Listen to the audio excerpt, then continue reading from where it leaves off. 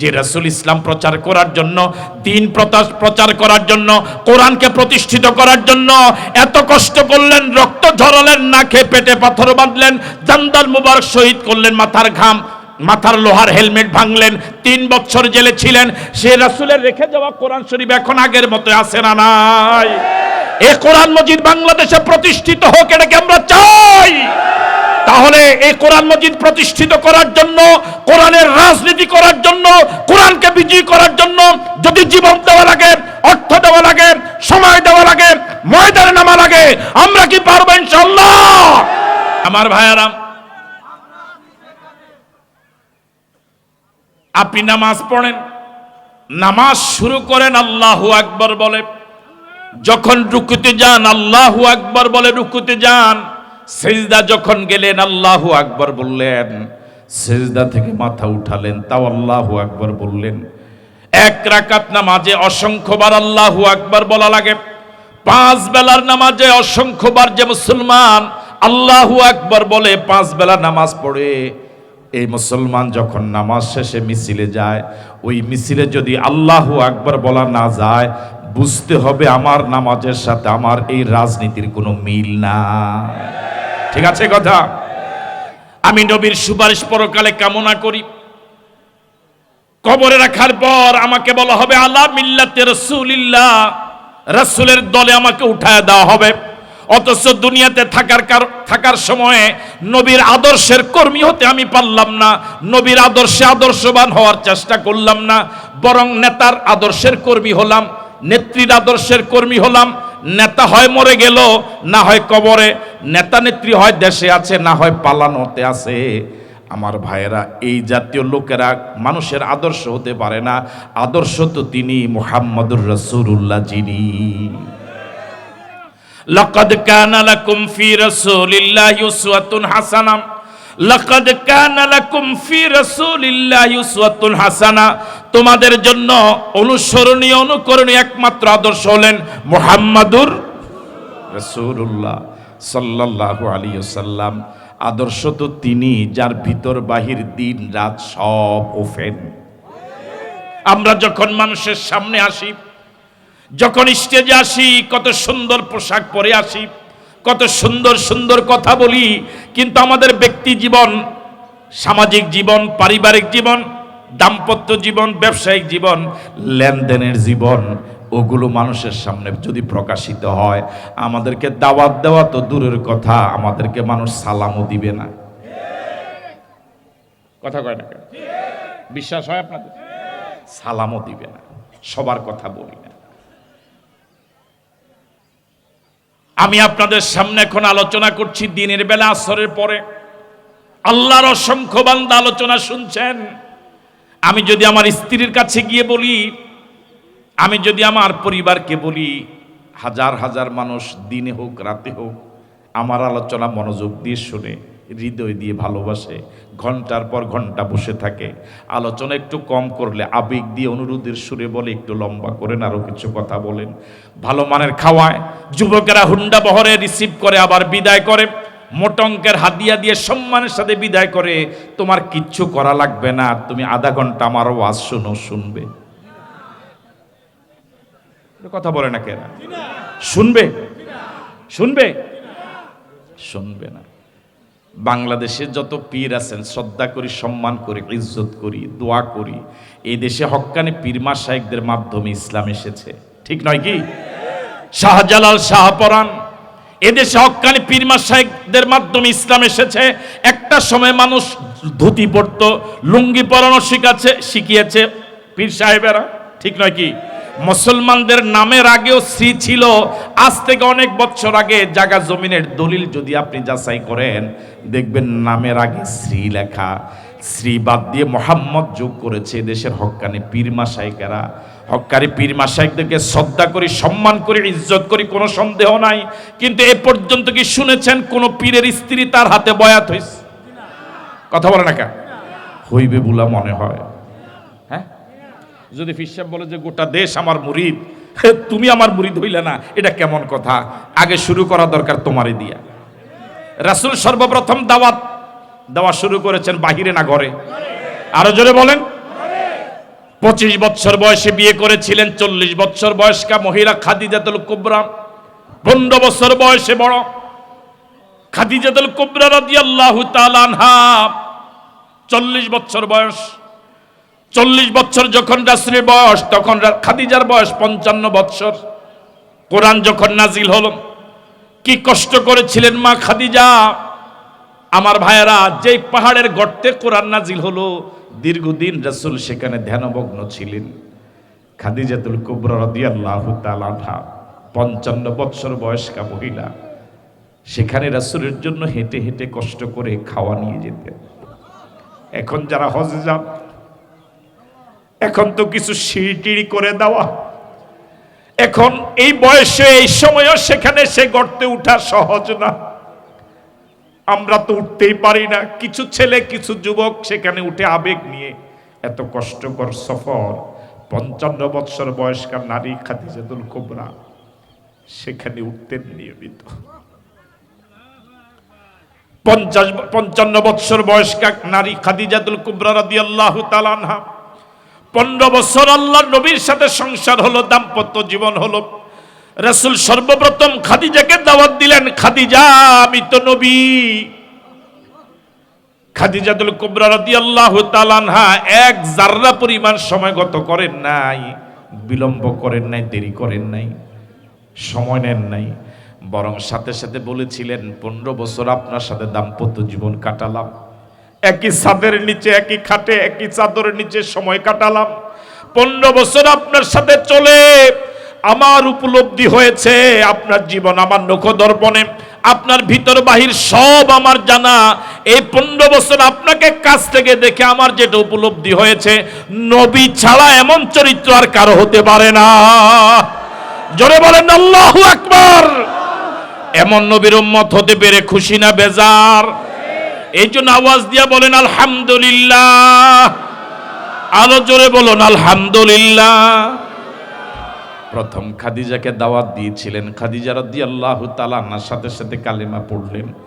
নিজের স্বামীকে তো জীবন দিয়ে ভালোবাসা যায়, নিজের স্বামীর জন্য জীবন উৎসর্গ করা যায়, স্বামীকে নিজের ধন সম্পদ সব দিয়ে দেওয়া যায়, জীবন দিয়ে ভালোবাসা যায়, নিজের স্বামীর জন্য জীবনও দেওয়া যায়। কিন্তু স্বামীকে নবী হিসেবে মেনে নেওয়া তো সহজ নয়। কথা বলা ঠিক নয় কি আমার ভাইয়ারা? আমরা যদি এখন ঘরে গিয়ে ওয়াজ করি, ও শুনবে না। পীর যদি নিজের স্ত্রীকে বয়াত হতে বলে, তোমাকে দিয়ে আগে বয়াত শুরু করলাম, তুমি আগে মুরিদ হও, মুরিদ হবে বলে মনে হয়? বাকি যারা জবাব দিলেন না, হবে বলে মনে হয়? রাসূল করিম সাল্লাল্লাহু আলাইহি ওয়াসাল্লাম উম্মাহাতুল মুমিনিনদেরকে বললেন, তোমরা আমার স্ত্রী, রাতের ঘটনাগুলো তোমরা জানো। রাতের ঘটনাগুলো সাহাবায়ে কেরাম পুরুষ যারা তারা জানে না। আমার সাহাবীরা আমার দিন যেভাবে জানবে, আমার রাতের ঘটনা তারা জানবে। আমার রাতের ঘটনাগুলো আমার সাহাবায়ে কেরামের সামনে খুলে খুলে বলে দাও। আল্লাহু আকবার। বর্তমান পৃথিবীতে এমন একজন মানুষ কি পাওয়া যাবে যে সাহস করে বলতে পারে আমার দিন আমার রাত 24 ঘন্টা আমার কর্মীদের সামনে, আমার মুসল্লির সামনে, আমার মুরিদের সামনে, আমার শ্রোতার সামনে উন্মুক্ত করে দাও? বলার সাহস কি পাওয়া যাবে? এমন রাসূল যদি আদর্শ না হতে পারে, যাদের জীবনে দুর্নীতি, সন্ত্রাস, মাস্তানি, ডাইল, গাঁজা, নারী, চরিত্রহীনতা, দেশ বিরোধিতা, দুর্নীতিতে পাহাড় সমান পরিমাণ টাকার মালিক হওয়া, এই জাতীয় লোকেরা কি আদর্শ হওয়ার কোনো যোগ্যতা রাখে? আর যদি বলেন যোগ্যতা রাখে, তাহলে যে মিছিলে গেলে আমি আল্লাহু আকবার বলতে পারবো না, এই মিছিলে মুসলমানের সন্তান যেতে পারে না। যে রাজনৈতিক দলে গেলে আল্লাহর নবীর আদর্শের কর্মী হতে পারবো না, এমন রাজনৈতিক দল মুসলমানের সন্তান করতে পারে না। রাজি আছে? সিদ্ধান্ত নিব আগামীকালকে। আগামীকালকে নিবে ওরা সিদ্ধান্ত নিব আগামীকালকে। আজকে সন্ধ্যার পরে কখন সিদ্ধান্ত নিতে পারলাম? এখন থেকেই আল্লাহর গোলামি করব, রাসূলের আনুগত্য করব। যে রাজনীতির সাথে, যে মিছিলের সাথে কোরআন সুন্নাহর মিল নাই, এমন মিছিলের সাথে আমার কোনো সম্পর্ক নাই। সিদ্ধান্ত নিতে পারবো? হাত তুলে আল্লাহকে দেখান কারা কারা পারবেন।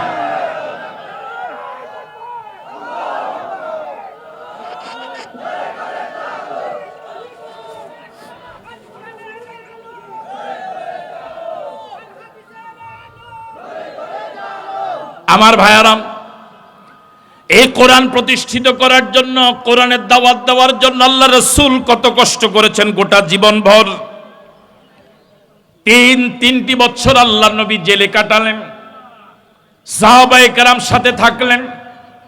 যে নবীর মর্যাদা আল্লাহর পরে তামাম মাখলুকাতের উপরে, যেই নবী দুনিয়ার জমিন থেকে কদম বের করেছেন আরশ আজিমে চলে গেলেন, যেই নবী আঙ্গুল উঁচু করেছেন আকাশের চাঁদ দ্বিখণ্ডিত হয়ে গেল, এমন দামি নবী, সম্মানী নবী 3 বছর জেলে ছিলেন দুনিয়ার কোনো কারণে নয়, বরং কোরআনের কারণে।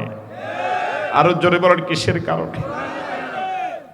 রাসূলকে কেউ হাদিয়া দেওয়া তো দূরের কথা, রাসূলের সাথে লেনদেন পর্যন্ত করতো না। টাকা দিয়ে কিনতে চাইতেন ব্যবসায়ীদের কাছ থেকে। মক্কার কাফেরেরা ব্যবসায়িকদেরকে নিষেধ করে দিয়েছিল, 144 জারি করেছিল। আল্লাহর নবীর কাছে কিছু ওরা বিক্রিও করতে দিত না। সাহাবায়ে কেরাম 3 বছর শিয়াবে আবি তালেবে জেলের পরিবেশে ছিলেন, গাছের পাতা খেয়ে জীবন যাপন করেছেন। গাছের পাতা খেয়ে খেয়ে সাহাবায়ে কেরাম রাত দিন কাটালেন। হাদিস প্রমাণ করে ছাগলের লাদি যেমন, সাহাবায়ে কেরামের টয়লেটের অবস্থা এরকম হয়ে গিয়েছিল গাছের পাতা খেয়ে খাওয়ার কারণে।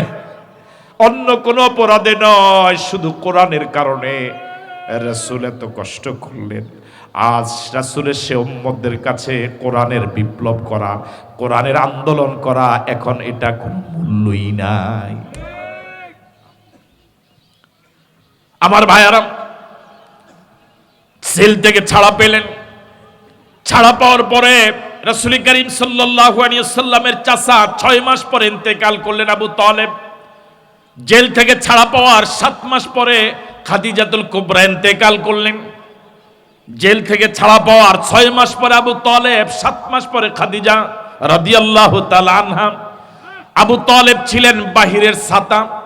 আবু তালেব যতদিন জীবিত ছিলেন বাহিরের কেউ রাসূলের সাথে দুর্ব্যবহার করার সাহস পায় নাই, গায়ে আঘাত করার সাহস পায় নাই।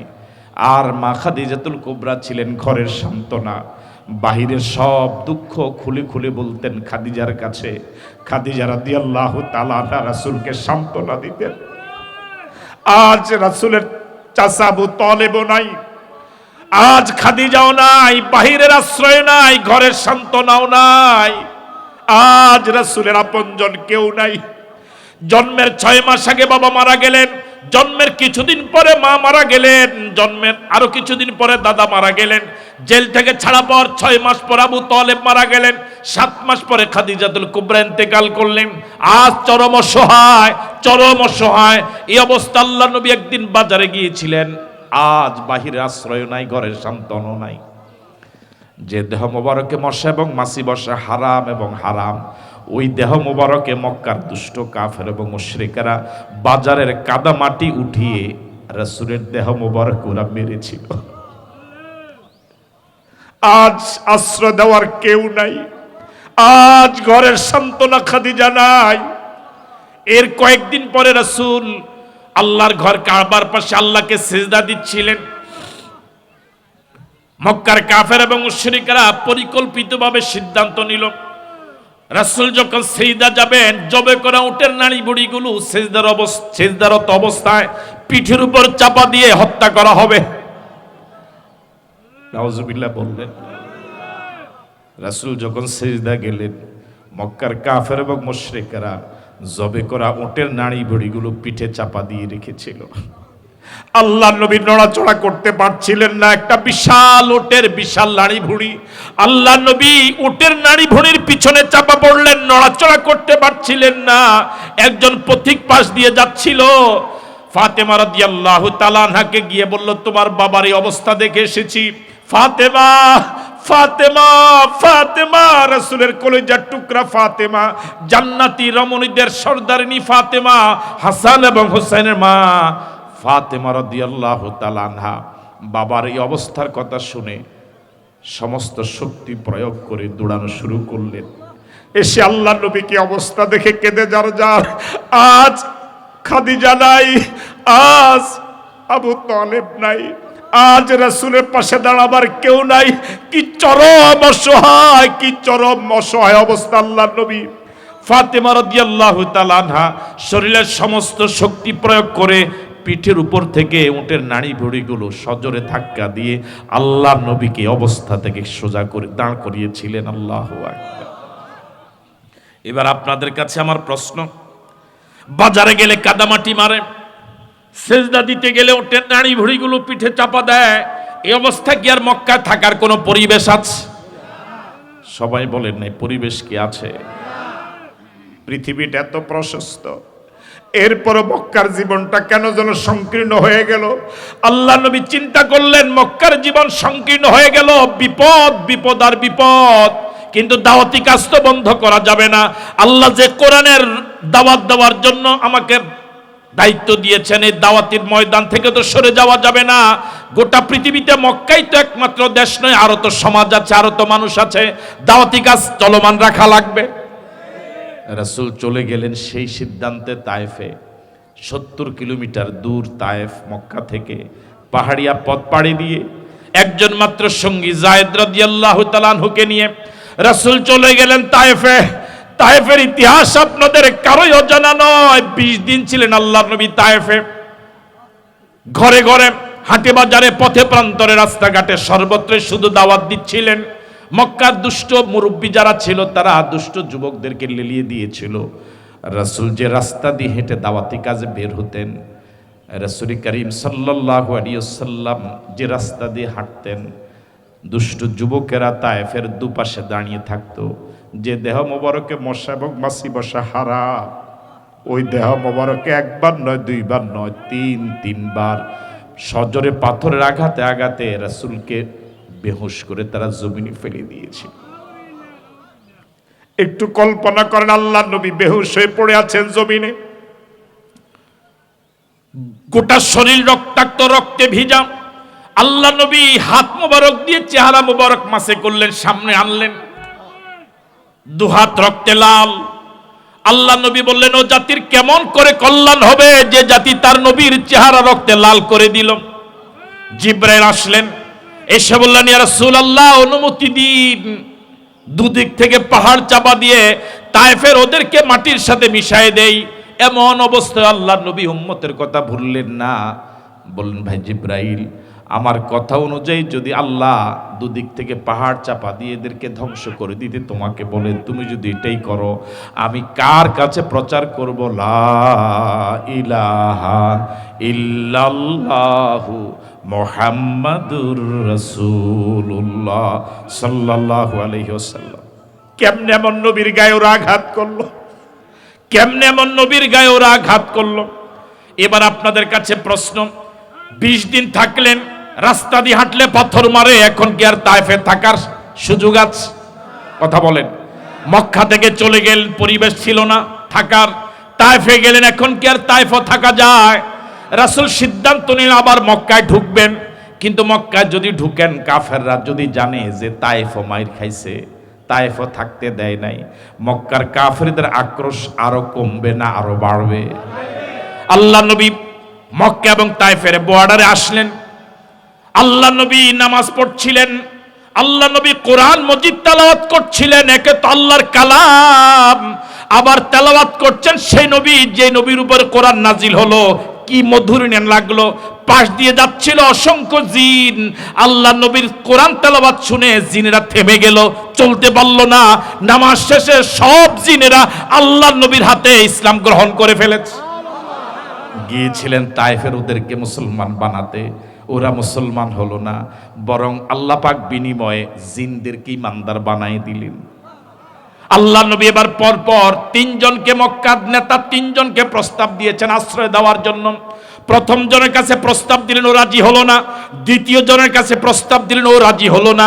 তৃতীয় জনের কাছে প্রস্তাব দিলেন, আমাকে মক্কা একটু ঢুকতে দাও। তৃতীয় জন রাজি হলেন। যিনি রাজি হলেন তার নাম মুতঈম ইবনে আদি। মুতঈম ইবনে আদির আশ্রয়ে আল্লাহ নবী মক্কা তায়েফ থেকে মক্কায় ঢুকলেন। রাসূল ঘরে রাতের ভিতরে আছেন। মুতঈম ইবনে আদি রাসূলকে গিয়ে বললেন, মুহাম্মদ, তুমি যদি রাতে ঘরেই থাকো, দিনেও ঘরে থাকো, আমি যে তোমাকে আশ্রয় দিয়েছি জনগণ তো জানবে না। তুমি সকালবেলা আল্লাহর ঘর তাওয়াফ করবে, দিনের আলোতে, সূর্যের আলোতে আল্লাহর ঘর তাওয়াফ করবে। মক্কার লোকেরা জানবে তুমি মক্কায় ঢুকেছো। রাসূল চিন্তা পড়ে গেলেন, আপনি বলেন কি আমি মক্কায় আল্লাহর ঘর তাওয়াফ করব? মুতাইম ইবনে আদি বললেন, ভয় পাবেন না, ঘাবড়ে যাবেন না, হতাশ হবেন না। আপনি দিনের সূর্যের আলোতে আল্লাহর ঘর তাওয়াফ করবেন, আমি এবং আমার সন্তানেরা খোলা তলোয়ার নিয়ে আপনাকে পাহারা দেব। রাসূল করিম সাল্লাল্লাহু আলাইহি ওয়াসাল্লাম আল্লাহর ঘর তাওয়াফ করলেন। মুতাইম তার সন্তানরা তলোয়ার নিয়ে দাঁড়িয়ে আছে। মক্কার কাফের বড় বড় নেতাদের চোখ বড় হয়ে গেল। জিজ্ঞেস করলো, মুতাইম তুমি কি কালেমা পড়েছো? তুমি কি মুরিদ হয়েছো? মুতাইম বললেন, না আমি কালেমা পড়ি নাই, তবে আমি মুহাম্মদকে আশ্রয় দিয়েছি। এই কথা শুনে কাফের এবং মুশরিকরা লেজ গুটিয়ে পালিয়ে গেল।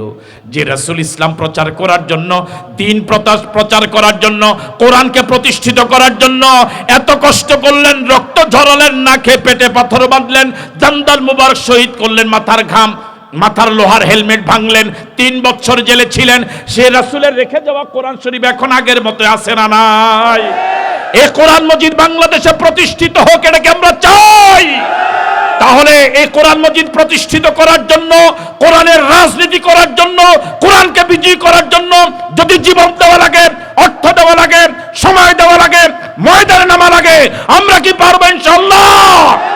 আল্লাহ কবুল করুক, বলি আমিন।